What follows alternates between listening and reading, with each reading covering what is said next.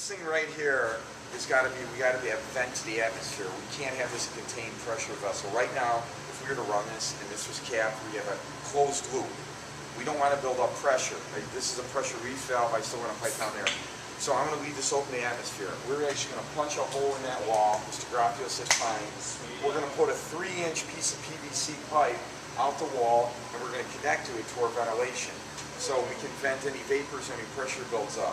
And then eventually we can tie into that for a ventilation for the bubbling tank.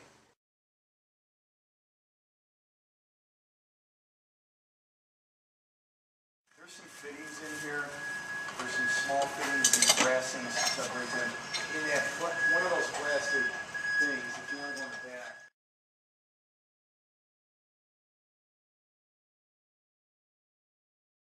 And I just noticed something.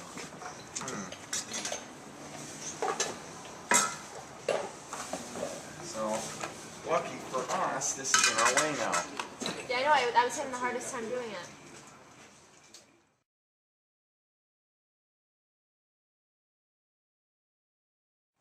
Where are those PVC fittings we had? They're over there somewhere. Arby, get those. Yeah. So.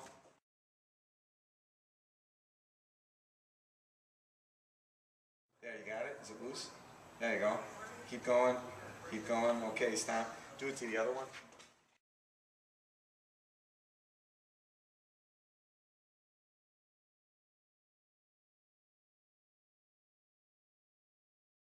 You gotta keep it on there. That's the problem. It takes two guys almost sometimes if you don't know what you're doing. It's awkward with the screwdriver there.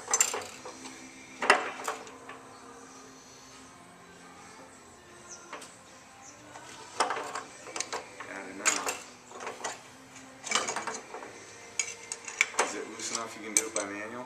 Yeah. There you go. All you gotta do is break it free. Very good.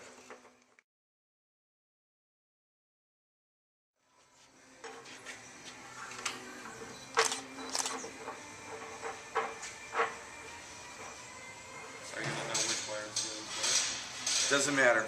Oh, It's one goes in, one goes out. Whether it goes clockwise or counterclockwise. Now tighten those by hand. You guys gotta watch you don't get hurt on this. muscles. Because your hands are gonna be right there. Okay, so then if you're fighting, let him get in there with that. Now watch your fingers. You gotta grab the other side of it, put it through, and grab the other side so that way it actually protects his hands.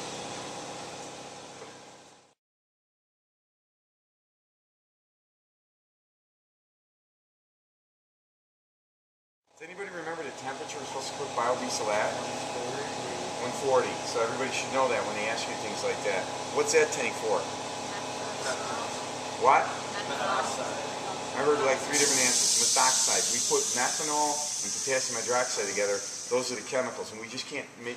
It's a precise amount. We have to test the oil for its what? pH. pH.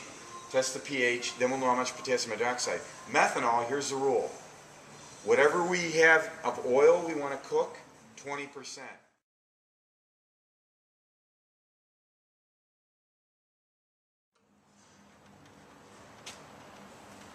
There you go. You got that one.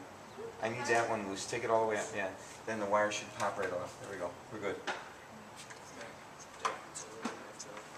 This is a wire we want. This is a wire we want. Do we want that one? You will test with conductivity. Just go ahead and then finish those 3. So what we got to do is, this is like a small tedious task, not like something everybody can do, but we'll eventually